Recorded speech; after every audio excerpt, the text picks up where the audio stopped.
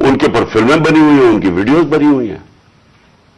اب میں نے ان سے بھی کہا کہ کیا یہ ہماری ایجنسیز کا کام ہے کہ ہم ویڈیوز بنائیں اور گندی ویڈیوز بنائیں یا کسی کے اوپر کوئی اس کے اوپر فائلیں بنائیں؟ کیا یہ کام رہ گیا ہے؟ کیا یہ قوم اپنا پیٹ کاٹ کے اپنی ایجنسیز کو پالتی ہے, اپنی سیکیورٹی کے لیے پالتی ہے؟ وہ تو ملک کی سیکیورٹی کے لیے پالتی ہے. کیا یہ ان کا کام ہے آ کے بتائیں کہ جناب اس کے اوپر یہ فائل ہے تو ہم نے اس کی فلانی فائل بنائی ہوئی ہے اور ہم نے اس کے کوئی ویڈیو بنائی ہوئی ہے؟ یہ کدھر ہوتا ہے؟ اور اعظم سواتی سے جو کیا گیا, اس کی بیوی کو ویڈیو بھیج دی, یعنی اس لیول پہ نیچے گرنا تھا کہ اس کے گھر ویڈیو بھیج دی اس کی, اور یہ کہا کہ جناب, اور ڈرایا گیا کہ تمہاری فیملی سیف نہیں ہے. اور قصور اس کا یہ کہ وہ کہہ رہا ہے کہ NRO2 جنرل باجوہ نے دیا ہے. ساری بچہ قوم جانتی ہے کہ NRO2 جنرل باجوہ نے دیا ہے, NRO1 مشرف نے دیا ہے, سب کو پتا ہے. اس کے اوپر اتنی سزا, ایک سینیٹر کو, اس کو اٹھا کے, ہارٹ کا پیشنٹ ہے اعظم سواتی, اس کو کبھی وہاں بھیج رہے ہیں, کوئٹہ بھیج رہے ہیں, اس ٹھنڈ میں سندھ بھیج رہے ہیں پرائیویٹ جہاز میں. کون سا جرم کیا اس نے؟ اور کیوں؟ اگر آپ نے نہیں دیا NRO2 تو جا کے پبلک کو بتائیں نہیں دیا آپ نے. سارے آ کے لوگوں کو بتائیں آپ کے کس طرح آپ نے لوگوں کو بچایا. ہم بتائیں گے کیسے بچایا آپ نے. میں ایز پرائم منسٹر بتاؤں گا کہ کیسے آپ نے احتساب ہونے نہیں دیا. آپ نے وہ جب فیٹف کی لیجسلیشن تھی تو وہ خود کہہ رہے ہیں ہمیں وہ اپوزیشن والے کہ یہ تو جناب یہ بیٹھ کے انہوں نے آپ کی آشیرواد ملی تھی, اس کے بعد آپ نے وہ NRO کے یہ جو امینڈمنٹ تھی نیب کی جو اب ہو گئی, یہ تو تب ہونے کے چکر میں تھے, تب ہم کھڑے تھے. اور میں تب سے کہتا گیا کہ یہ ملک ترقی نہیں کر سکتا جب تک اس ملک میں رول آف لا نہیں ہے. اور اعظم سواتی نے کیا بات کی تھی؟ اعظم سواتی نے یہ ٹویٹ کی کہ جنرل باجوہ آپ نے NRO2 دیا, اس کے اوپر جو اس بیچارے سے کیا گیا, کون سی جمہوریت میں یہ ہوتا ہے؟ اور وہ بات کہ جو سچ ہے, NRO2 جنرل باجوہ نے دیا ہے, ساری قوم کو پتا ہے. مجھے پتا ہے کہ میں جب کہتا رہا, جب میں گورنمنٹ میں تھا, میں جنرل باجوہ کو کہتا رہا کہ یہ 30 سال سے چوری کر رہے ہیں, ان کے اوپر کرپشن کیسز ہیں, نیب آپ کے نیچے ہے, آپ نیب کنٹرول کرتے ہیں, میرے نیچے ہی نہیں ہے, کیوں نہیں ان کے کیسز آگے بڑھاتے؟ پہلے تو ہمیں سارا وقت یہ بتاتے رہے کہ فکر نہ کریں سر, ہو رہا ہے سب کچھ, سر ابھی کچھ ہو رہا ہے. پہلے تو ہمیں یہ بتاتے رہے. آہستہ آہستہ ہمیں پتا چلا کہ ان کی تو کوئی نیت ہی نہیں ہے کرپشن کی. مجھے پھر کہنا شروع ہو گیا کہ جی آپ ملک کی اقتصادیات کو ٹھیک کریں, اکانومی کو ٹھیک کریں, بھول جائیں اس کو, یہ اکاؤنٹیبلٹی کو. کبھی کوئی مہذب معاشرہ یہ اجازت دیتا ہے کہ بڑے بڑے لوگ جو اربوں روپے کی چوری کریں, آپ کہ ان کو بھول جائیں, ان کو NRO دے دیں, اور آپ چھوٹے چھوٹے چوروں کو پکڑنا شروع کریں اور سمجھیں کہ آپ کا ملک ترقی کر سکتا ہے؟ کیا چین پاگل ہے جنہوں نے 450 وزیروں کو جیلوں میں ڈالا ہے پچھلے چند سالوں میں؟ کیا جو پریزیڈنٹ شی جن پنگ ہے اس کو اسٹیٹس مین مانا جاتا ہے, اس نے وہ کام کر دیا جو دنیا میں کسی نے کیا ہی نہیں ہے. 70 کروڑ لوگوں کو اس نے غربت سے نکالا ہے چائنا میں پچھلے 30 سالوں میں. وہ اس کو کیا ضرورت پڑی ہے کہ جو کرپٹ منسٹر ان کو پکڑے, ان کا احتساب کرے؟ کیونکہ کوئی معاشرہ بھی کامیاب نہیں ہو سکتا جب تک رول آف لا نہیں ہوتا, جب تک انصاف نہیں ہوتا, جب تک آپ بڑے بڑے لوگوں کو, جو اصل تو نقصان ملک کو بڑے چور کرتے ہیں, آپ ان کو پکڑ نہیں رہے اور آپ کہیں گے کہ نیچے سے یہ بیچارے چھوٹے چھوٹے لوگوں پٹواریوں کو پکڑتے رہے. اور یہ ہمارے سامنے ہوا. شہباز شریف کو بچایا گیا, اس کو اوپر اوپن اینڈ شٹ کیس تھا, اس کا 16 ارب روپے کا یہ جو FI کا کیس تھا, اس میں تو کوئی شک ہی نہیں تھا. اور اس کا جو بیٹا باہر بھاگ گیا, آج جو سلمان شہباز واپس آیا ہے, وہ کیوں باہر بھاگا تھا؟ جیسے ہی FIA نے اس سے سوال پوچھا کہ جناب بتائیے مقصود چپڑاسی اور نوکروں کے پاس اربوں روپے کدھر سے آئے, وہ ایک دم ملک سے باہر بھاگ گیا. اور اس کو ان ساروں کو واپس لایا جا رہا ہے. کیا ہوا؟ اس میں کوئی شک ہے کہ NRO2 دے کے اس سارے ملک کا ایک جنرل مشرف نے نقصان کرایا تھا NRO1 کا, اس ملک نے بھاری قیمت ادا کی اس کی. 4 گنا زیادہ ہمارا قرضہ چڑھایا انہوں نے 10 سالوں میں لوٹ مار کر کے. اب پھر جب ان کے اوپر کیسز تھے 1100 ارب روپے کے کیسز ہیں, وہ انہوں نے پھر ان کو NR2 دلوا دیا. تو کون تھا اس کا ذمہ دار؟ کس نے یہ کیا تھا؟ جنرل باجوہ نے کیا تھا. میں آپ کو چیزیں اس کی طرف دکھانا چاہتا ہوں کہ کیسے قانون انہوں نے بنایا جس میں بچے لوگ, جس میں ہر کسی کو بچایا گیا. انہوں نے جناب نیب لا کی سیکشن 4 میں امینڈمنٹ کی, اس کے اندر یہ فیصلہ, اس کے اندر کون بچتے ہیں؟ راجہ پرویز اشرف بچ جاتے ہیں اور شاید خاقان عباسی بچ جاتے ہیں. پھر انہوں نے ایک اور کیا, بے نامی دار کی ڈیفینیشن سیکشن 5E, اس میں مریم نواز پاک ہو کے نکلائی ساری چوری سے. پھر انہوں نے سیکشن 9 جس کے اندر شہباز شریف بچ جاتے ہیں, اور اس جس کے اندر کہ اگر آپ کسی اور کے نام پہ, یعنی اگر آپ میں پرائم منسٹر ہوں, میں اپنے خاندان کے نام پہ چیزیں لوں تو اس کا مطلب کہ آپ جواب دہی نہیں ہیں. تو جو TT کے سارے کیسز تھے شہباز شریف کے, وہ اس سے پاک ہو گیا.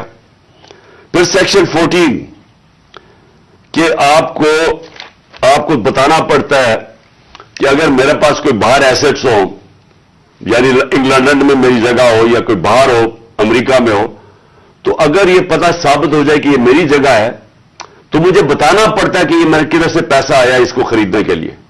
وہ انہوں نے صاف کر دیا. قوم میں بیداری آ گئی ہے, اور میں وہاں 2 میں چیزیں کر سکتا تھا. ہم وہاں دھرنا بھی دے سکتے تھے, لاکھوں لوگ تھے. ہم وہاں اسلام آباد کے اوپر بھی جا سکتے تھے, اتنے لوگ تھے. ہم اسلام آباد میں خون خرابہ ہونا تھا وہاں, اور کئی دفعہ لوگ چاہتے ہیں کہ خون خرابہ ہو, لاشیں گریں, تاکہ وہ جناب ان کی تحریک اور اٹھ جائے. میں یہ نہیں چاہتا تھا. میں نے ساری سٹرگل آئین اور قانون کے بیچ میں ہے. میں کبھی اس سے باہر نہیں نکلا, اور میں نے اس لیے فیصلہ کیا کہ بجائے ہم وہاں جائیں اور توڑ پھوڑ ہو اور تباہی ہو, میں نے فیصلہ یہ کیا کہ ہم جو 2 اسمبلی اب قربان کرتے ہیں اپنی 2 اسمبلیوں کو, ہم قربان کرتے ہیں اپنے ملک کے لیے, اور اس لیے کرتے ہیں کہ ان کو جب 66% پاکستان میں الیکشن ہوگا, جب ہم ان 2 اسمبلیوں سے نکلیں گے, جو میں بھی بتانے لگا ہوں کب نکلیں گے, 66% پاکستان میں الیکشن ہوگا, تو عقل تو یہ کہتی ہے کہ آپ جنرل الیکشن کروا دیں. لیکن میں پھر سے کہتا ہوں, یہ خوف زدہ ہیں, الیکشن ہارنے سے ڈرے ہوئے ہیں. ان کا کوئی پاکستان کا مقصد نہیں کہ پاکستان اوپر جا رہا ہے یا نیچے جا رہا ہے. ان کا مقصد ایک ہے, کیسے اپنا چوری کا پیسہ بچانا ہے انہوں نے, اور اس لیے یہ الیکشن نہیں کروائیں گے. اور اسی لیے ہم نے فیصلہ کیا کہ ہم الیکشن کروائیں گے. اور میں نے اپنے سارے وکیلوں سے پوچھ لیا ہے, یہ کوشش بھی کریں گے الیکشن کمیشن کے ذریعے کہ یہ کسی طرح ڈیلے ہو جائے. آئین بالکل اجازت نہیں دیتا 90 دن کے آگے. ہم نے فیصلہ کیا ہے, اور میں بڑا شکر گزار ہوں اپنے دونوں چیف منسٹرز کا کہ انہوں نے بالکل میرے ساتھ چلے ہیں, میرا ساتھ دیا ہے. ہم نے فیصلہ یہ کیا ہے کہ ہم اگلے جمعے کو, آج ہے ہفتہ, اگلے جمعے کو ہم دونوں پختونخوا کی اسمبلی ڈیزالو کر دیں گے اور پنجاب کی اسمبلی ڈیزالو کر دیں گے, اور اس کے بعد ہم الیکشن کی تیاری کریں گے. اور اس کے بعد ہماری جو 100 غالباً 23 سیٹیں ہیں اس وقت نیشنل اسمبلی میں, ہم وہاں جا کے نیشنل اسمبلی میں جا کے اسپیکر کے سامنے ہم کھڑے ہو کے کہیں گے کہ ہمارے ریزگنیشن ایکسپٹ کرو.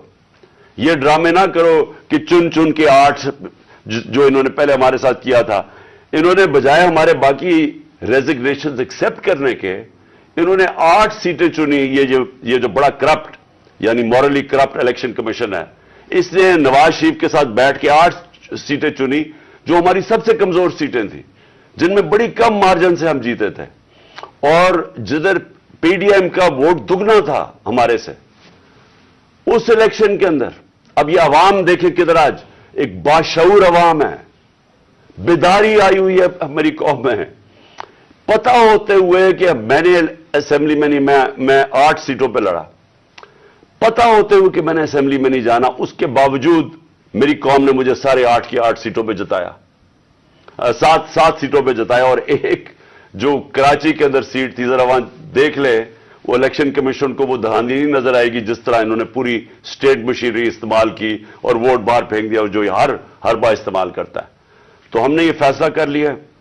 میں اپنی قوم کو آخر میں صرف یہ کہنا چاہتا ہوں کہ دیکھیں، مایوسی گناہ ہے. آپ مایوس ہو کے گھر بیٹھ جائیں یا آپ باہر ٹکٹ لے کے کسی اور ملک میں چلے جائیں اور کوئی نوکری مل جائے، یہ میری نظر میں یہ ایک انسان اپنی جو ڈیوٹی ہے معاشرے کو اس سے بھاگتا ہے. اصل آپ سب کی ڈیوٹی یہ ہے کہ ہم اب کھڑے ہوں اور ہم ان چوروں کا اور اس کرپٹ نظام کا مقابلہ کریں، اور ہم کریں الیکشن کے ذریعے، اور الیکشن کے ذریعے ان کو سبق سکھائیں آئین اور قانون کے بیچ میں رہتے ہوئے. میں نہیں چاہتا کہ یہاں سری لنکا جیسا سچویشن ہو کہ لوگ سڑکوں کے اوپر آ جائیں اور توڑ پھوڑ ہو. میں چاہتا ہوں کہ ہم الیکشن کے ذریعے ان کو شکست دیں، اور ان کو ایسی شکست دیں کہ یہ ہمیشہ کے لیے ان چوروں کا نام و نشان یہاں سے چلا جائے. مدد کرتے ہیں، تیرے سے مدد مانگتے ہیں. میرے ساتھ آج چودھری پرویز الائی بیٹھے ہوئے ہیں، پنجاب کے چیف منسٹر، اور دوسری طرف میرے پاس محمود خان جو کہ پختونخوا کے چیف منسٹر ہیں. تو ہم نے آج بڑا اہم فیصلہ کرنا ہے اور میں نے اناؤنس کرنا ہے. تو میں یہ چاہتا تھا کہ آج میں اپنی قوم کے سامنے پہلے یہ رکھوں کہ ہم اس سٹیج پہ پہنچے کیسے ہیں، کہ ہم سٹنگ گورنمنٹس ہیں، ہماری اپنی گورنمنٹس ہیں، ہمارا اپنا راج ہے یہاں، لیکن ہم کیوں اس نتیجے پہ پہنچے ہیں کہ ہم سمجھتے ہیں کہ اگر ہمیں اپنی گورنمنٹس بھی قربان کرنی پڑے اس ملک کے اندر، جب تک الیکشنز نہیں ہوں گے، صاف اور شفاف الیکشنز نہیں ہوں گے، ہم سب کو آج خوف ہے کہ ملک ڈوب رہا ہے. میں آپ کو وہ پاکستانی ہوتے ہوئے بتا رہا ہوں جس نے ساری باہر کمائی کی، 20 سال باہر پیسے کمائے، سب کچھ بیچ کے، جو فلیٹ تھا وہ بیچ کے، منی ٹریل دے کے، عدالت میں یہ بتا کہ میں نے وہ کدھر سے پیسے لیے، جو بھی میرا آمدنی کدھر تھی، پھر میں نے فلیٹ لیا، پھر وہ بیچا، پھر منی ٹریل، سب کچھ میرا آج جینا بن رہا پاکستان میں. اور میری طرح کے سارے وہ پاکستانی، اور میں ان پاکستانیوں کی بات کر رہا ہوں جو کہ اس ملک سے پیار کرتے ہیں، عشق کرتے ہیں اپنے ملک سے، میں ان پاکستانیوں کی بات کر رہا ہوں. میں ان کی بات نہیں کر رہا جو چوری کر کے اس ملک کا پیسہ باہر بیچتے ہیں، جن کا سب کچھ باہر ہے، بزنسز باہر ہیں، بچے باہر ہیں، بڑے بڑے محلات باہر ہیں، یہاں کے چوری کے پیسے سے بڑے بڑے شاہانہ ان کا زندگی ہے. اور میں ان کی بات نہیں کر رہا کیونکہ ان کا اس ملک سے کیا رشتہ ہے، اور میں باقی پاکستانیوں کی بات کر رہا ہوں جو سمجھتے ہیں کہ ہمارا جینا مرنا پاکستان میں. اور میں ان پاکستانی میں سے ہوں جس کو پورا موقع تھا کہ 20-25 سال باہر میں نے کرکٹ کھیلتا تھا، میری شادی بھی وہاں کی، میں پاسپورٹ لے سکتا تھا، برطانیہ کا پاسپورٹ لے سکتا تھا، لیکن یہ میرے کبھی ذہن میں یہ چیز نہیں آئی کہ میرا پاکستان کے علاوہ کوئی اور گھر ہے. تو میں آج وہ پاکستانی آج بات کر رہا ہے کہ مجھے پہلی دفعہ مجھے خوف آ رہا ہے کہ یہ جو چوروں کا ٹولہ اوپر بٹھایا گیا ہے یہ ملک کو تباہی کی طرف لے کے جا رہا ہے. میں آج کوئی پاکستان کے بزنس مین سے پوچھ لے، کوئی انڈسٹریل سے پوچھ لے، پاکستان کے کسانوں سے پوچھے، پاکستان کے مزدور سے پوچھیں، جس کی آج آمدنی اور اس کا جو خرچہ ہے اس میں اب کوئی بیلنس ہی نہیں رہا. 50 سال کے بعد سب سے زیادہ مہنگائی ہوئی ہے آج پاکستان میں. آج ہماری انڈسٹری بند ہو رہی ہے، وہ انڈسٹری جو ہمارے دور میں بڑی مشکلوں سے تیسرے اور چوتھے سال میں ہم نے محنت کر کے انسینٹیوز دے کے انڈسٹری بڑھائی، جو کہ ہمارے آخری مہینے میں 26% انڈسٹریل گروتھ تھی، جو ٹوٹل انڈسٹری تھی 10.7% پہ لارج स्केल मैन्युफैक्चरिंग पाकिस्तान में ग्रो कर रही थी, दौलत में इजाफा हो रहा था, हमारे टैक्सेस बढ़ रहे थे, रिकॉर्ड, क्योंकि दौलत में इजाफा हो रहा था, टैक्सेस में इजाफा हो रहा था, रिकॉर्ड टैक्सेस इकट्ठे किए, रिकॉर्ड एक्सपोर्ट्स हमने की। मुझे फख्र है कि मैंने अपने किसानों की मदद की। 4.5% पे हमारा ज़राअत के अंदर ग्रोथ हुई, इजाफा हुआ। हमारी 4 फसलें 2 साल रिकॉर्ड फसलें हुई पाकिस्तान में, क्यों? हमने किसानों की मदद की। आज वो सारा जो पाकिस्तान वहां लेके जा रहे थे, आज मुझे एक चीज बताएं, मुझे बताएं कि पाकिस्तान में किसी में बेहतरी हुई है। आज मायूसी का ये आलम है मेरे मुल्क में कि 7.5 लाख पाकिस्तानी मुल्क छोड़ के चले गए हैं 7 महीने में। इनमें प्रोफेशनल्स थे, इस मुल्क ने उनके ऊपर पैसा खर्च किया हुआ था, डॉक्टर्स थे, प्रोफेशनल्स थे, इंजीनियर्स थे, स्किल्ड वर्कर, जो तरखान जो स्किल्ड वर्कर होता है। 7.5 लाख लोग मुल्क को छोड़ के चले गए मायूसी में। आज ये आलम है, इस मुल्क को आज इधर हम ले आए हैं कि डाकू राज ऊपर बैठ गया। 30 साल से जो लोग लूट रहे थे उनको आके ऊपर बिठा दिया। मेरा सवाल सबसे पहले यह है कि जब ये मुल्क तरक्की कर रहा था, हमने पहले साल यही छोड़ के गए थे, यही शहबाज शरीफ और नवाज शरीफ इस मुल्क का जब दिवालिया निकाल के गए थे 2018 में, उस पाकिस्तान को हमने पहले संभाला। फिर 2 साल कोरोना के बावजूद जो सारी दुनिया के अंदर अजाब आया हुआ था, सारी दुनिया की मायशत तबाह हुई। आप अमेरिका का हाल देखें, बरतानिया का देखें, जर्मनी का देखें, हमारे से वो मुल्क जिनके इदारे हमारे से बहुत बेहतर थे, हिंदुस्तान का हाल देखें, उसके अंदर पाकिस्तान वो मुल्क था जो दुनिया के टॉप 3 मुल्कों में से, हमने वो भी संभाला, हमारी मायशत भी ऊपर गई, हमारी इंडस्ट्री भी ऊपर गई, हमने बेरोजगार होने से लोगों को बचाया, हमने इंडस्ट्रीज को पैसा दिया, इंसेंटिव्स दिए, हमने कंस्ट्रक्शन इंडस्ट्री की मदद की ताकि रोजगार मिले लोगों को। हमने उस दौर के अंदर पाकिस्तान का जो ग्रोथ रेट थी, और मैं ये चाहता हूं आप सारे जो मैं ये चीजें मैं आपको कह रहा हूं अपने मोबाइल फोन से चेक कर सकते हैं कि मैं सच बोल रहा हूं या झूठ बोल रहा हूं। अब तो झूठ बोलना बड़ा मुश्किल है, मोबाइल फोन है, आप गूगल करें, आपके पास 2 मिनट के अंदर सब कुछ आ जाता है। तो ये 17 साल के बाद पाकिस्तान की जो दौलत में इजाफा हुआ था वो 5,000 या 7% था हमारे तीसरे साल कोरोना के बावजूद, और 6% था हमारे चौथे साल। अब ये भी मैं आपको आज बता दूं कि ये सिर्फ 3 दौर में ये इस तरह की हम पाकिस्तान की दौलत में इजाफा हुआ, ग्रोथ रेट हुई।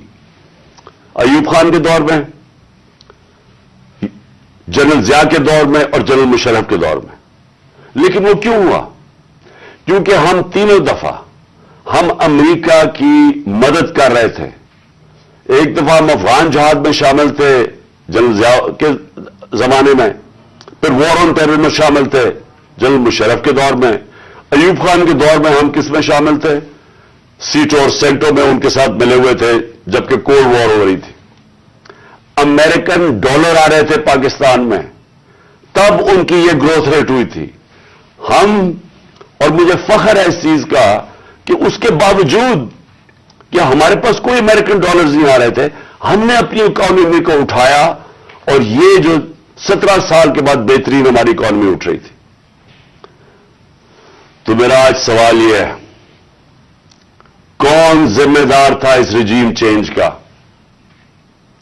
आप सारे मेरी आज बात गौर से सुने। जब आपकी मायशत बढ़ रही थी, क्या वजह थी कि इस गवर्नमेंट को गिरा के और इन चोरों के टोलों के ऊपर बिठाया गया? कौन इसका जिम्मेदार था? कौन जवाब देगा कि आज वो इकोनॉमी जो हमारी ऊपर जा रही थी, اس کی جگہ آج پاکستان کے وہ حالات ہیں جو باہر کی دنیا کہہ رہی ہے. بھولیں جو پاکستان کے اندر لوگ کیا کہہ رہے ہیں. جو باہر کی دنیا وہ کہہ رہی ہے کہ پاکستان کو اگر قرضے دیں گے تو وہ قرضے واپس کرنے کا جو ڈیفالٹ ریٹ ہے وہ 100% ہے. جب ہم تھے اقتدار میں تو 5% تھا. تو آج 100% کا مطلب کہ اگر آپ پاکستان کو قرضہ دیں گے تو 100% چانس ہے کہ پاکستان قرضہ واپس نہیں کر سکتا. اس کا مطلب کہ باہر سے نہ کوئی انویسٹمنٹ پاکستان میں آئے گی. ابھی 1 سال کے اندر چند مہینوں بلکہ 10 مہینوں کے اندر آدھی ہو گئی ہے باہر سے انویسٹمنٹ. پچھلے سال اور اب کے مقابلے میں آدھی ہو گئی ہے. تو باہر سے انویسٹمنٹ بند ہوگی. اس کا مطلب باہر سے ڈالرز آنے بند ہو گئے انویسٹمنٹ میں. ریمیٹنسز جو بیرون ملک پاکستانیوں کی ہم نے مدد کی تھی, انہوں نے ہمارے میں اعتماد شو کیا تھا, ہم نے ان کو انسینٹوز دیے تھے. پاکستان کی تاریخ کی سب سے زیادہ بیرون ملک پاکستانی یہاں ڈالرز بھیج رہے تھے. اور پھر ایکسپورٹس جو یہ نون لیگ کے دور میں 5 سال بڑھی نہیں, مجھے فخر ہے کہ ہم نے ریکارڈ ایکسپورٹس $33 ارب کی پاکستان میں ایکسپورٹس بڑھائی. اور پھر ہم نے ٹیکس کلیکشن, جو میں ابھی کہہ رہا ہوں کہ آمدنی ہوگی تو لوگوں پہ پیسہ خرچ کیا جائے گا. تو ہماری 6,100 ارب روپے کی ہمارے زمانے میں ٹیکس کلیکشن تھی. آج یہ سب کچھ نیچے جا رہا ہے. انڈسٹری بند ہو رہی ہے, بے روزگاری بڑھ رہی ہے. ہمارے زمانے میں, اور زمانے کی بات کر رہا ہوں 7-8 مہینے پہلے, فیصلہ آباد کے اندر ٹیکسٹائل کا مزدور نہیں ملتا تھا, باہر سے لانا پڑتے تھے. ریکارڈ ٹیکسٹائل انڈسٹری کی سیل تھی. تو آج بے روزگاری بڑھ رہی ہے. 50 سال کے بعد سب سے زیادہ مہنگائی ہے. آج ہمارے ملک کا یہ حال ہے کہ نہ باہر سے کسی کو اعتماد ہے اس حکومت کے اوپر, اور 88% پاکستان کے جو انویسٹر ہیں, جو بزنس مین ہیں, انہوں نے کہا کہ ہمیں اس حکومت پہ اعتماد نہیں ہے. تو میرا سوال میرے 2 سوال ہیں آج. پہلا تو سوال یہ ہے کہ جب باہر سے پیسہ ہی نہیں آ رہا اور ہم نے اپنے قرضے کی قسطیں واپس کرنی ہے ڈالرز میں, ہم نے جو بجلی کے کانٹریکٹ سائن کیے ہوئے ہیں وہ ڈالرز میں کیے ہوئے ہیں. جو کیپیسٹی پیمنٹ ہے, چاہے بجلی استعمال کریں یا نہ کریں, یہ جو پچھلی حکومت نے سائن کیا ہے وہ ڈالرز میں کیے ہوئے ہیں, ڈالرز میں پیسے دینے ہیں. تو جب ڈالرز آ ہی نہیں رہے پاکستان میں اور کم ہو گئے آنا, قرضے ہمارے بڑھتے جا رہے ہیں, تو آگے پاکستان کیسے آگے چلے گا؟ ایک ہی امید لگائی ہوئی ہے انہوں نے کہ کسی نہ کسی طرح جا کے چائنا کے پیر پکڑے یا ہم IMF کے پڑے کہ ہمیں وہ پیسے دے دیں. لیکن وہ تو کینسر کا علاج ڈسپلن سے ہے. وہ تو تھوڑی دیر آرام آئے گا, پھر قرضے تو بڑھتے جا رہے ہیں.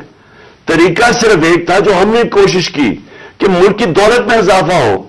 جب آپ کے ملک کی دولت میں اضافہ ہوگا تو آپ قرضے واپس کریں گے. تو آگے تو ان کے پاس کوئی روڈ میپ ہی نہیں ہے. ہم اگر یہ بڑا اچھا انہوں نے ہماری معیشت کو سنبھالا ہوتا تو ہم آرام سے ان کے ساتھ کہتے چلے ٹھیک ہے اپنا ٹائم پورا کر لیں. لیکن ملک تو نیچے جا رہا ہے, ہر چیز نیچے جا رہی ہے ملک میں, اور مجھے خوف ہے کہ یہ ڈیفالٹ کی طرف جا رہا ہے. یعنی ابھی بھی ہم ہماری ایلسیز پیمنٹ نہیں کر رہے ہیں. ابھی بھی ہم پیسے جو باہر کے ہمارے جو اپنے لائبلٹیز ہیں ابھی تک ہم اب وہ بھی پیسے نہیں دے رہے. تو سوال یہ ہے کہ ان کے پاس کیا روڈ میپ ہے؟ کوئی روڈ میپ نہیں ہے. یہ صرف ایک چیز یہ چاہتے ہیں کہ کسی نہ کسی طرح الیکشن کو ڈیلے کریں. اس لیے نہیں کہ انہوں نے معیشت کو اٹھا دینا ہے, یہ اس لیے ڈیلے کرنا چاہتے ہیں کہ یہ خوف زدہ ہیں الیکشن سے. ان کو ڈر لگا ہوا ہے کہ جب بھی الیکشن ہوں گے انہوں نے ہار جانا ہے. تو اپنے آپ کو بچانے کے لیے یہ ملک کو تباہ کر رہے ہیں. کیونکہ انہوں نے الیکشن میں ہار جانا ہے اس لیے یہ الیکشن نہیں کر رہے, اور یہ الیکشن ڈیلے کریں گے. اور میں یہ سمجھتا ہوں کہ یہ اکتوبر میں بھی نہیں الیکشن کروائیں گے. کوئی نہ کوئی الیکشن کمیشن ان کا ساتھ ملا ہوا ہے, ایک بڑا بددیانتدار آدمی ہے وہ ان کے ساتھ ملا ہوا ہے, اور وہ ان کو طریقے سے اب بتائے گا کہ کیسے الیکشن ڈیلے کیا جا سکتا ہے. اسی الیکشن کمیشن نے جب سپریم کورٹ جب گئے سپریم کورٹ میں، جب ہماری گورنمنٹ گرا رہے تھے یہ، تو اسی سپریم کورٹ کے پاس جب ہم گئے تو وہ مان گئے تھے کہ الیکشن ہم نے کہا الیکشن کروا دو، وہ مان گئے تھے. اس الیکشن کمیشن نے وہاں جا کے کہا کہ جی میں 7 مہینے تک الیکشن نہیں کروا سکتا، اور اس کی بیسس پہ الیکشن نہیں ہوئے. آئین، پاکستان کا آئین کہتا ہے کہ الیکشن کمیشن کو سارا وقت تیار ہونا چاہیے 90 دن میں الیکشن کروانا، اور میں یہ سمجھتا ہوں کہ یہ پوری کوشش کرے گا ان کے ساتھ مل کے کہ کسی نہ کسی طرح یہ الیکشن کھینچے. ان کو کوئی پاکستان کی فکر نہیں ہے، کیونکہ ان کے پیسے باہر پڑے ہوئے ہیں. روپیہ گرتا ہے، ان کے پیسے ڈالر میں، ان کی دولت میں اضافہ ہوتا ہے. ان کو کوئی فکر نہیں ہے کہ اگر ملک نیچے جاتا ہے تو انہوں نے تو پھر باہر چلے جانا ہے. یہ تو ہمیشہ جب مشکل آتی ہے ان کو پھر کوئی کیسز ہوتے ہیں، باہر بھاگ جاتے ہیں. تو لیکن میرا جو سوال ہے کہ کون ذمہ دار تھا اس کا؟ کس نے ایک چلتی ہوئی حکومت جو اچھی بلی، جو میں خود آپ کو بتا رہا ہوں، اور یہ آپ اکنامک سروے آف پاکستان میں دیکھ سکتے ہیں کہ ہماری پرفارمنس کیا تھی. میں نہیں اگر کہہ رہا تو آپ خود دیکھ سکتے ہیں. اس حکومت کو سازش کر کے، بیرونی سازش کا حصہ بن کے، کون ذمہ دار تھا اس کا؟ اس کا ایک آدمی ذمہ دار ہے، اس کا نام ہے جنرل باجوہ. میں اس کے خلاف اس لیے نہیں بات کرتا تھا، آرمی چیف تھے. آرمی چیف کے خلاف آپ کیوں نہیں بات کر سکتے؟ کیونکہ فوج کو برا نام نہ آئے. ہم سب سمجھتے ہیں کہ اس ملک کو، جو میری طرح کے لوگ، آزاد ذہن کے لوگ ہیں، ہم تو اپنی فوج کو چاہتے ہیں مضبوط ہو. ہماری تو ساری پوری کوشش ہے کہ مضبوط فوج ہو تاکہ ہم آزاد ملک رہ سکیں. تو اس لیے ہم چپ کر کے بیٹھے رہے اور یہ سارے تماشے دیکھتے رہے کہ کیسے سازشیں ہوئیں، کیسے لوگوں کو بتایا گیا. میں آپ کے سامنے ذرا ایک چھوٹی سی کلپ دکھانا چاہتا ہوں کہ اگر آپ کو کوئی شک ہے کہ ہوا کیا، تو پہلے تو الیکشن سے پہلے، ہماری حکومت گرانے سے پہلے، 4 نون لیگ کے جو بڑے نام ہیں انہوں نے کیا کہا. ان سے جب پوچھا گیا کہ جناب آپ نو کانفیڈنس موشن کامیاب ہو سکتی ہے اسٹیبلشمنٹ کے بغیر، کہ یہ جو ساری سازش ہوئی تھی اس میں ہم کسی کو اور کو نہ کہیں، ایک آدمی کے فیصلہ کرتا ہے، وہ تھا آرمی چیف اس وقت کے جنرل باجوہ. انہوں نے یہ فیصلہ کیا ہمیں ہٹانے کا. کیا وجہ تھی اس کے پیچھے؟ کیا یہ سمجھتے تھے کہ واقعی شہباز شریف اور یہ اسحاق ڈار کوئی بڑے جینیسز ہیں جو آ کے ملک کو ہمارے سے بہتر چلا لیں گے؟ کیا وجہ تھی کہ انہوں نے ایک سٹنگ گورنمنٹ کو گرا دیا؟ ہمارے لوگوں کو آ کے، وہ جس طرح ابھی مصطفیٰ کوکر نے بتایا کہ بیپ کے ممبرز اور ایم کیو ایم کے ممبرز اور شہزان بگٹی، سب کو پتا تھا کہ یہ تو جدھر حکم ملے گا ان کو اسٹیبلشمنٹ سے، انہوں نے ادھر جانا ہے، تو ان کو ادھر جا کے بھیج دیا کہ جناب آپ جا کے ادھر چلے جائیں، اور گورنمنٹ گر گئی. تو میرا اگلا سوال یہ ہے، جب گورنمنٹ گر گئی اور پھر ان کو یہ چیز کا علم ہوا کہ عوام ہمارے کے ساتھ آگے کھڑی ہو گئی، 10 اپریل کو پبلک سڑکوں کے اوپر نکلائی، لوگوں نے ان چوروں کو ریجیکٹ کر دیا، بلکہ ہماری مقبولیت بڑھنی شروع ہو گئی اس لیے کہ لوگ ان کی جب شکلیں لوگوں نے دیکھی، پھر سے مسلط کیا گیا ان کو عوام کے اوپر، تو لوگ ہمارے ساتھ اور جڑنا شروع ہو گئے، بڑے بڑے جلسے شروع ہو گئے. اس کے بعد الیکشن جب کروائے گئے تو الیکشن کے ریزلٹس میں اس کے باوجود کہ پوری کوشش کی گئی اسٹیٹ مشینری اس کو ان کو جتانے کے لیے، اس کے باوجود ہار گئے. قوم نے اپنا ورڈکٹ دے دیا، دوسرا الیکشن ہوا اس میں بھی ہار گئے. لیکن مجھے جو افسوس کی بات ہے کہ بجائے ایک سمجھے کہ جناب جنرل باجوہ آپ نے غلطی کر دی ہے، آپ کو عقل کل تو نہیں ہے، آپ دیکھ رہے ہیں کہ لوگ کدھر کھڑے ہیں. انہوں نے ہمارے اوپر جو ظلم کیا ہے، جس طرح ہمارے اوپر ظلم کیا گیا मैं आपको यकीन दिलाता हूं कि जनरल मुशर्रफ के मार्शल लॉ में मैं ऑपोजिशन में था, मुझे उन्होंने जेल में डाला। मैंने कहीं इस तरह का जुल्म नहीं देखा जनरल मुशर्रफ के दौर पे जो ये जनरल बाजवा ने हमारे पे करवाया। हमारे लोगों के ऊपर धमकियां, टेलीफोन से धमकियां आ रही हैं। वो जो हमारी हमायत करे या जो हमारे साथ मीडिया के लोग हों, उनके ऊपर धमकियां। जो मीडिया हाउस था, सलमान इकबाल, वो मुल्क से बाहर चला गया। उसके बाद साबिर शाकिर मुल्क से बाहर चला गया। आज मोहित पीरजादा मुल्क से बाहर गया हुआ इसी खौफ से। अरशद शरीफ, इतनी बड़ी ट्रेजेडी हुई है, उसको जो धमकियां दी, क्या वजह थी उसकी? वो एक दयानतदार आदमी, वो बता रहा था कि इस मुल्क के साथ क्या जुल्म हुआ है, कि अच्छी बड़ी गवर्नमेंट आपने गिरा के चोरों को बैठा दिया। तो बजाय ये कि करेक्ट करना, हमारे ऊपर जुल्म शुरू हो गया। और जुल्म की इंतहा ये थी कि सोशल मीडिया के लोगों को उठा उठा के ले जाते थे, उनको मार फेंटा लगा के तो अगले दूसरे दिन घर वापस भेजते थे, धमकियां देते थे कि आगे से किया तो ये होगा। जो आजम स्वाति से किया, जो उससे पहले जो शहबाज गिल से किया, कौन सी उसने इतनी बड़ी बात की थी कि उसको नंगा करके मारा, और वो अभी तक उसके असरात हैं जो उन्होंने उसको तशद्दुद किया उसके ऊपर। और आजम स्वाति ने क्या बात की थी? आजम स्वाति ने ये ट्वीट की कि जनरल बाजवा आपने NRO 2 दिया, इसके ऊपर जो उस बेचारे से किया गया, कौन सी जमहूरियत में यह होता है? और वो बात कि जो सच है, NRO 2 जनरल बाजवा ने दिया है, सारी कौम को पता है।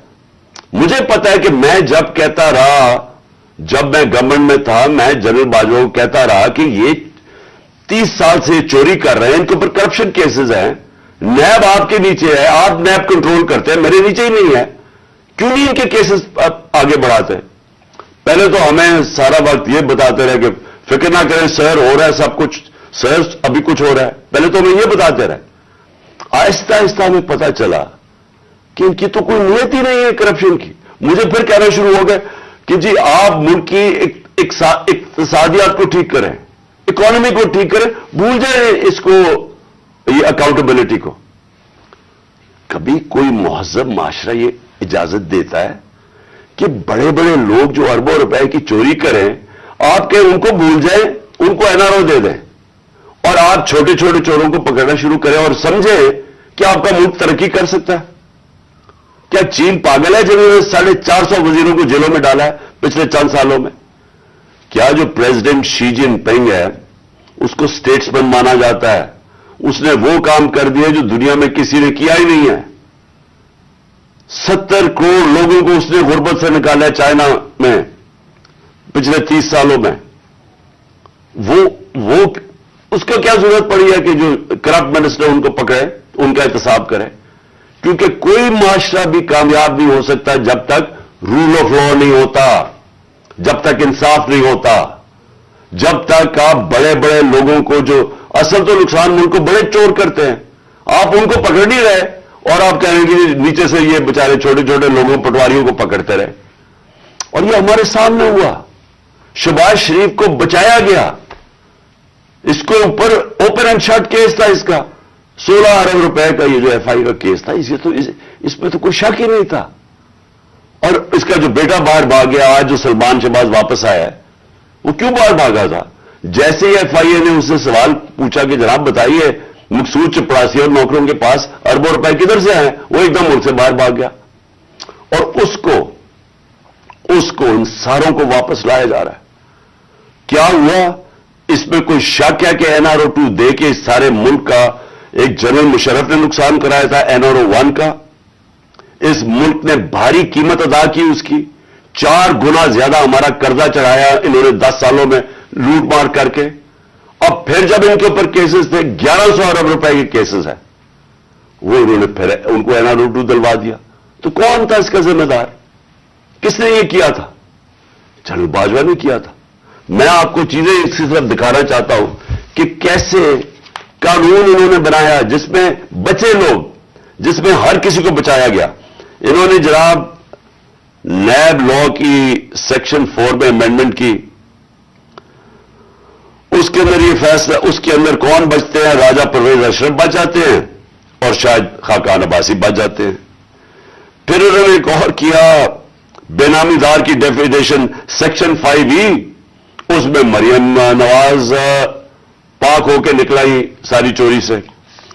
پھر انہوں نے سیکشن 9 جس کے اندر شہباز شریف بچ جاتے ہیں، اور اس جس کے اندر کہ اگر آپ کسی اور کے نام پہ، یعنی اگر آپ میں پرائم منسٹر ہوں، میں اپنے خاندان کے نام پہ چیزیں لوں تو اس کا مطلب کہ آپ جواب دہی نہیں ہیں. تو جو ٹی کے سارے کیسز تھے شہباز شریف کے، وہ اس سے پاک ہو گیا. پھر سیکشن 14 کہ آپ کو بتانا پڑتا ہے کہ اگر میرے پاس کوئی باہر ایسٹس ہوں، یعنی انگلینڈ میں میری جگہ ہو یا کوئی باہر ہو، امریکہ میں ہو، تو اگر یہ پتہ ثابت ہو جائے کہ یہ میری جگہ ہے تو مجھے بتانا پڑتا ہے کہ یہ میرے کدھر سے پیسہ آیا اس کو خریدنے کے لیے. وہ انہوں نے صاف کر دیا. اب نیب بتائے گی کہ ان کے پاس پیسہ کدھر سے آیا. یعنی ہر دنیا کے اندر اگر میں پبلک آفس ہولڈر ہوں، یہ میری ذمہ داری ہے بتانے کے لیے کہ اگر میرا کوئی بڑا محل میں نے خریدا ہوا ہے، مجھے بتانا پڑتا ہے پیسہ کدھر سے آیا. انہوں نے وہ قانون ہی ختم کر دیا. چن کے آصف زرداری بھی اس میں صاف ہو گیا. چن کے وہ لوگ جو 30 سال سے اس ملک کو لوٹ رہے تھے، ان ساروں کو انہوں نے پاک اور صاف کر دیا. یہ اصل وجہ ہے مایوسی کی آج پاکستان میں. لوگ جنہوں نے یہ تماشا دیکھ رہے ہیں کہ ایک طرف قوم مر رہی ہے اس مہنگائی کے اندر اور فیکٹریاں بند ہو رہی ہیں، بے روزگاری کی قرضے چڑھتے جا رہے ہیں، ایک طرف یہ ہے اور دوسری طرف یہ اربوں روپے کی ان کی کرپشن معاف ہو رہی ہے. اور یہ بہت بڑی وجہ ہے آج مایوسی کی. اور میں نے یہ جو ہمارے اوپر ظلم ہوا، میں صرف اس کے اوپر آنا چاہتا ہوں کہ مجھے ایک جگہ بتایا گیا جنرل باجوہ نے کہ جی آپ کے لوگوں کے اوپر ہمارے پاس تو فائلیں ہیں ان کی کرپشن کی، ان کے اوپر فلمیں بنی ہوئی ہیں، ان کی ویڈیوز بنی ہوئی ہیں. اب میں نے ان سے بھی کہا کہ کیا یہ ہماری ایجنسیز کا کام ہے کہ ہم ویڈیوز بنائیں اور گندی ویڈیوز بنائیں یا کسی کے اوپر کوئی اس کے اوپر فائلیں بنائیں؟ کیا یہ کام رہ گیا ہے؟ کیا یہ قوم اپنا پیٹ کاٹ کے اپنی ایجنسیز کو پالتی ہے، اپنی سیکیورٹی کے لیے پالتی ہے؟ وہ تو ملک کی سیکیورٹی کے لیے پالتی ہے. کیا یہ ان کا کام ہے آ کے بتائیں کہ جناب اس کے اوپر یہ فائل ہے تو ہم نے اس کی فلانی فائل بنائی ہوئی ہے اور ہم نے اس کے کوئی ویڈیو بنائی ہوئی ہے؟ یہ کدھر ہوتا ہے؟ یہ اپنے لوگ. اچھا، اور میں کوئی ملک کا دشمن ہوں؟ 50 سال سے قوم مجھے جانتی ہے. سارے پاکستان کے ایوارڈز میں نے جیتے ہوئے ہیں، سول ایوارڈ سب جیتے ہوئے ہیں. میں سب سے بڑا پاکستان کا وہ یعنی جو جسے کہے کہ جو خیراتی کام کرتا ہے. کسی نے پاکستان میں اتنے پیسے نہیں اکٹھے کیے جو میں نے کیے. میرے اوپر ہر قسم کا گن. یہ سوچیں کہ میرا پرائم منسٹر، جب میں پرائم منسٹر تھا، میرے گھر کا فون ٹیپ کیا ہوا تھا اور وہ ٹیپ ہی نہیں کیا، اس کے بعد وہ لیکس کرتے ہیں. یہ پرائم منسٹر کے گھر کوئی یہ نہیں پوچھ رہا کہ اتنا یہ آفیشل سیکرٹ ایکٹس کی وائلیشن ہے. پرائم منسٹر کے پرائیویٹ نمبر کو ٹیپ کریں اور اس کو جا کے آپ پبلک کر دیں. کوئی یہ کہاں ہوتا ہے؟ اگر میں اپنے پرنسپل سیکرٹری، میں اپنے پرنسپل سیکرٹری سے بات کر رہا ہوں، وہ انہوں نے ٹیپ چلا دی، وہ کون کر رہا تھا؟ تو میں پھر سے یہ پوچھتا ہوں، ہم کوئی ملک کے دشمن ہیں؟ کیا میں کوئی پیسے لوٹ کے میرے باہر پڑے ہوئے ہیں؟ کیا میں کوئی ملک سے غداری کر رہا ہوں؟ لیکن جو ہمارے سے کیا گیا ہے اور اعظم سواتی سے جو کیا گیا، اس کی بیوی کو ویڈیو بھیج دی. یعنی اس لیول پہ نیچے گرنا تھا کہ اس کے گھر ویڈیو بھیج دی اس کی. اور یہ کہا کہ جناب، اور ڈرایا گیا کہ تمہاری فیملی سیف نہیں ہے. اور قصور اس کا یہ کہ وہ کہہ رہا ہے کہ NRO2 جنرل باجوہ نے دیا ہے. ساری بچہ قوم جانتی ہے کہ NRO2 جنرل باجوہ نے دیا ہے، NRO1 مشرف نے دیا ہے، سب کو پتا ہے. اس کے اوپر اتنی سزا ایک سینیٹر کو، اس کو اٹھا کے، ہارٹ کا پیشنٹ ہے اعظم سواتی، اس کو کبھی وہاں بھیج رہے ہیں، کوئٹہ بھیج رہے ہیں، اس ٹھنڈ میں سندھ بھیج رہے ہیں پرائیویٹ جہاز میں. کون سا جرم کیا اس نے؟ اور کیوں؟ اگر آپ نے نہیں دیا NRO2 تو جا کے پبلک کو بتایا نہیں دیا آپ نے. سارے آ کے لوگوں کو بتائیں آپ کے کس طرح آپ نے لوگوں کو بچایا. ہم بتائیں گے کیسے بچایا آپ نے. میں ایز پرائم منسٹر بتاؤں گا کہ کیسے کیسے آپ نے احتساب ہونے نہیں دیا. آپ نے وہ جب فیٹف کی لیجسلیشن تھی تو وہ خود کہہ رہے ہیں ہمیں وہ اپوزیشن والے کہ یہ تو جناب یہ بیٹھ کے انہوں نے آپ کی آشیرواد ملی تھی, اس کے بعد آپ نے وہ این آر او کے یہ جو امینڈمنٹ تھی نیب کی جو اب ہو گئی یہ تو تب ہونے کے چکر میں تھے, تب ہم کھڑے تھے. اور میں تب سے کہتا گیا کہ یہ ملک ترقی نہیں کر سکتا جب تک اس ملک میں رول آف لا نہیں ہے. کوئی دنیا میں ملک آج تک ترقی نہیں کیا جس کے طاقتور ڈاکو ان کو آپ چھوٹ دے دیں اور صرف کمزور لوگوں کو پکڑے. کوئی ملک ترقی نہیں کر سکتا, یہ ملک آگے بھی نہیں بڑھ سکتا. میں آخر میں بات بھی کرتا ہوں کہ انشاءاللہ اللہ نے موقع دیا تو ہم اب کیا پلان بنائیں گے اس ملک کو اس دلدل سے نکالنے کا جو انہوں نے پھنسایا ہوا ہمیں. اب میں جو اگلی بات کرنا چاہتا ہوں وہ یہ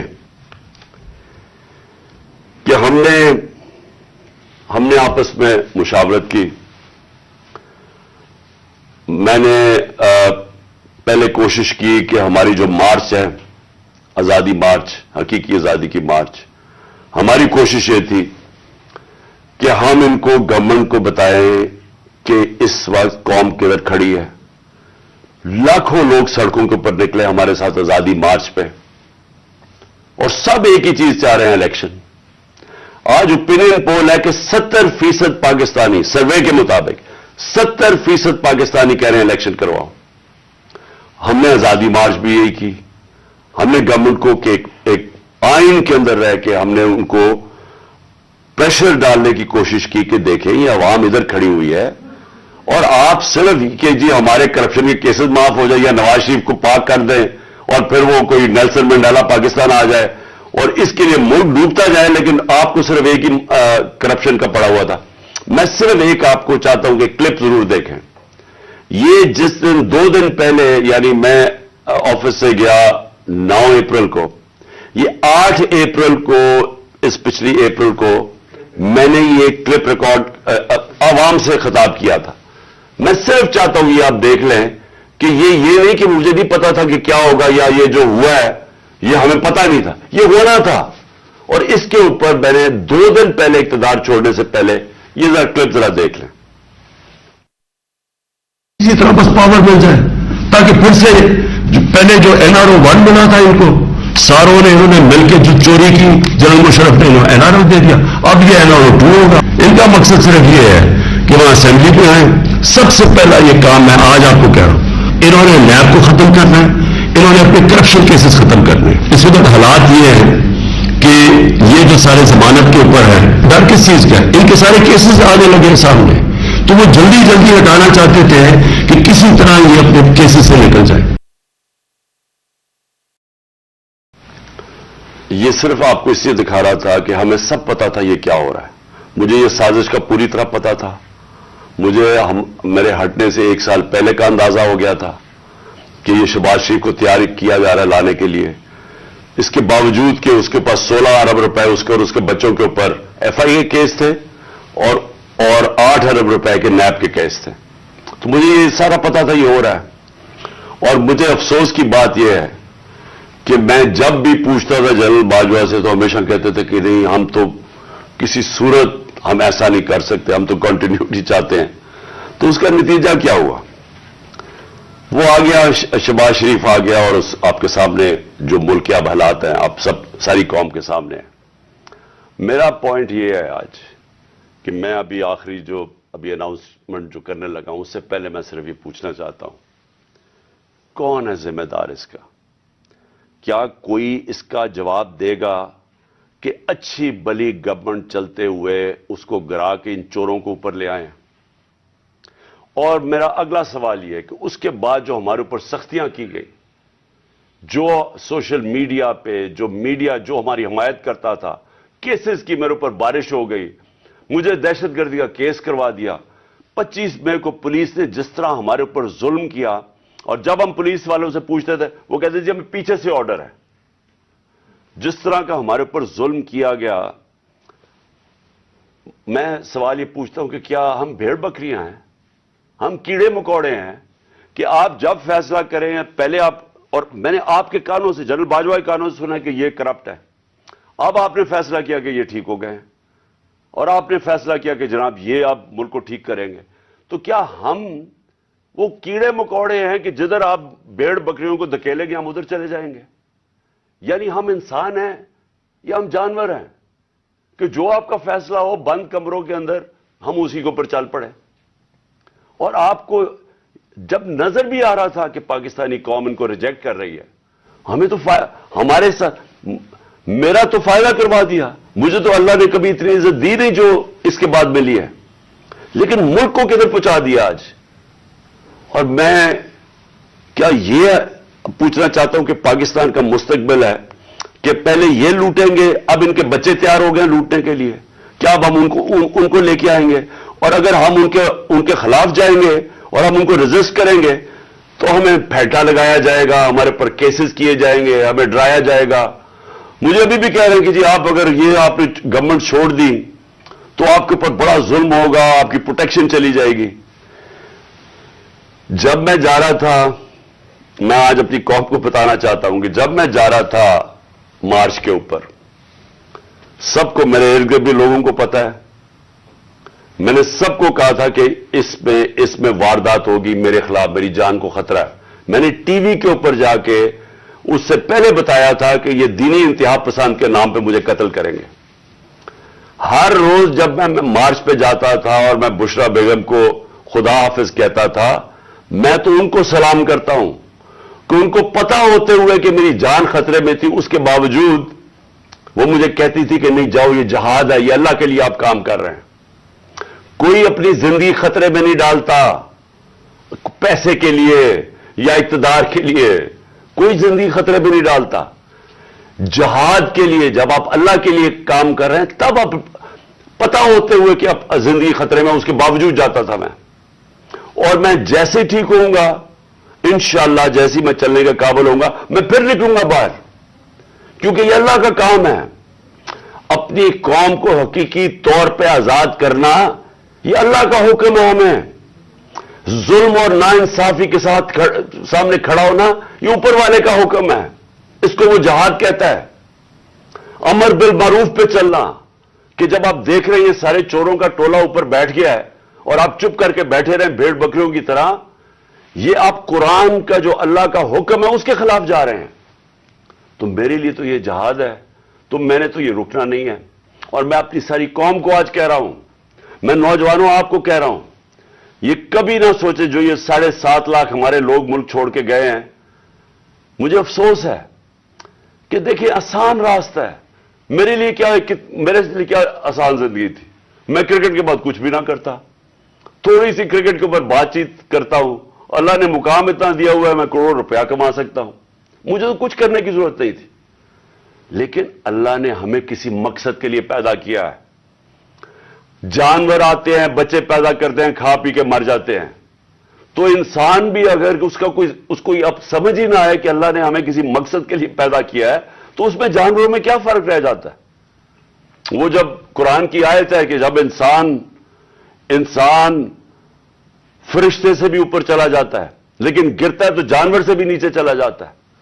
تو میں اپنی ساری قوم کو کہہ رہا ہوں کہ دیکھیں ہمارے سامنے اب 2 راستے ہیں، ہم ان چوروں کے ٹولوں کو مان لیں تو ہم اپنی تباہی کر رہے ہیں، اس ملک کا کوئی مستقبل نہیں ہے۔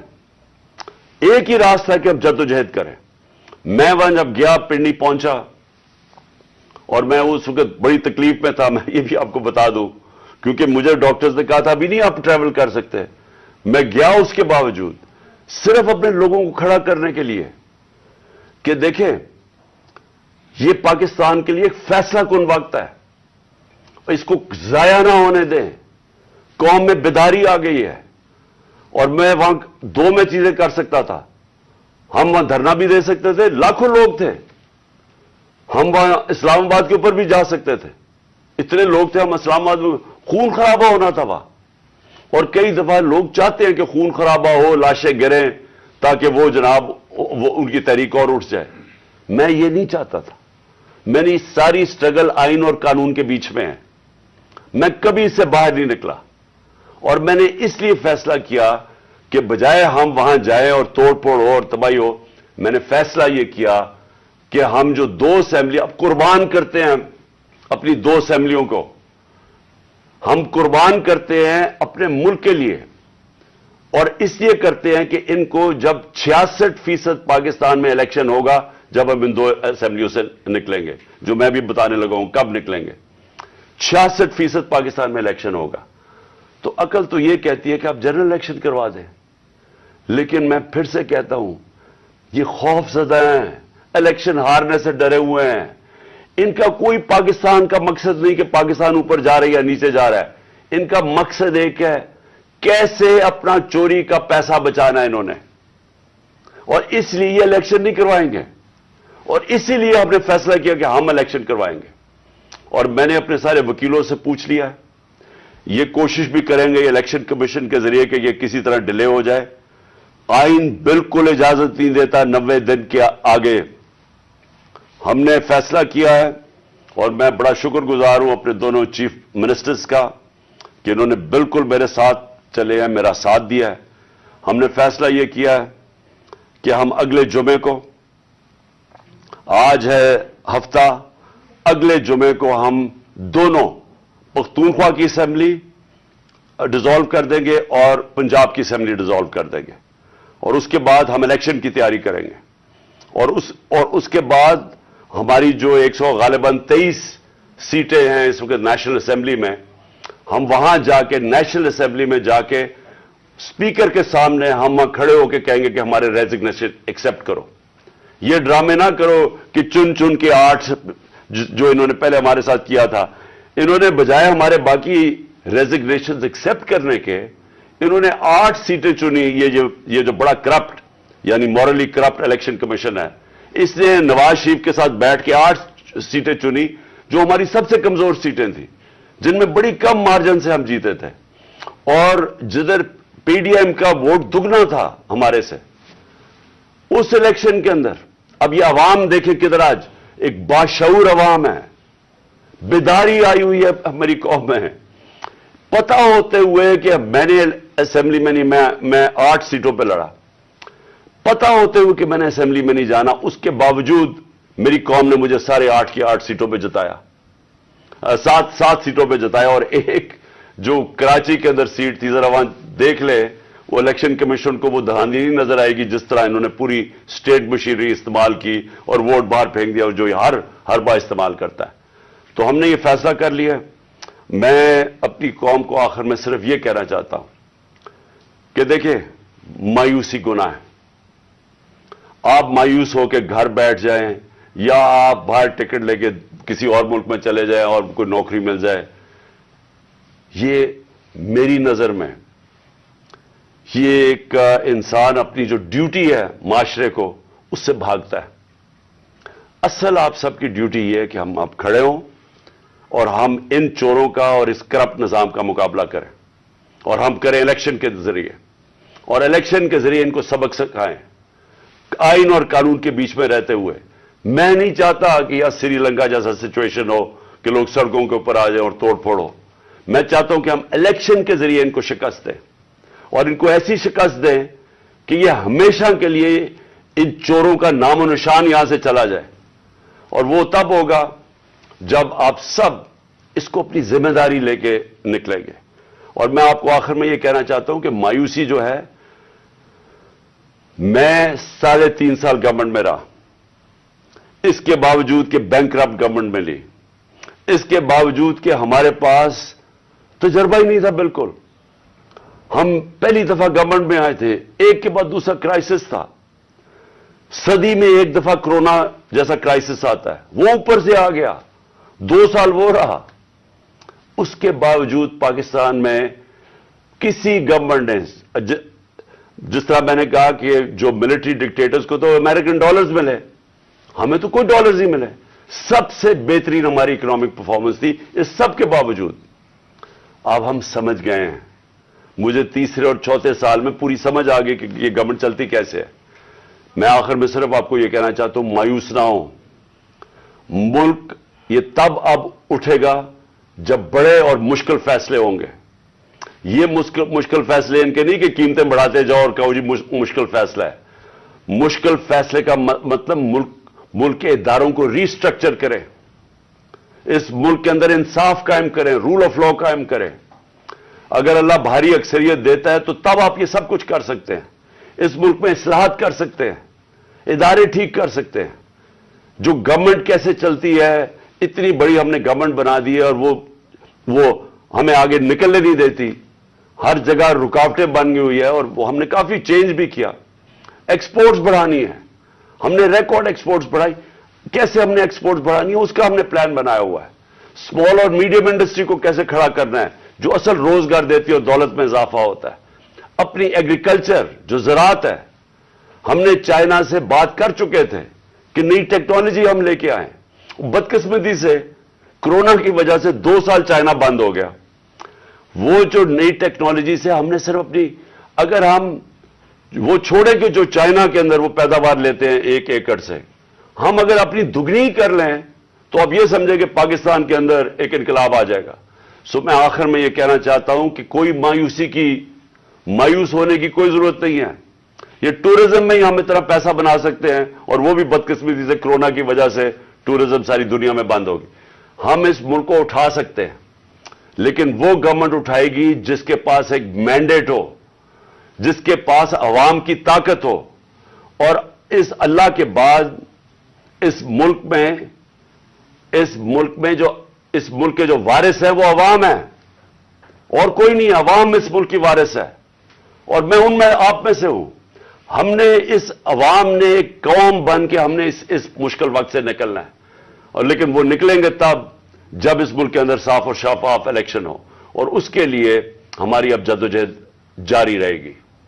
میں آپ سب کا شکریہ ادا کرتا ہوں کہ پھر سے آپ میری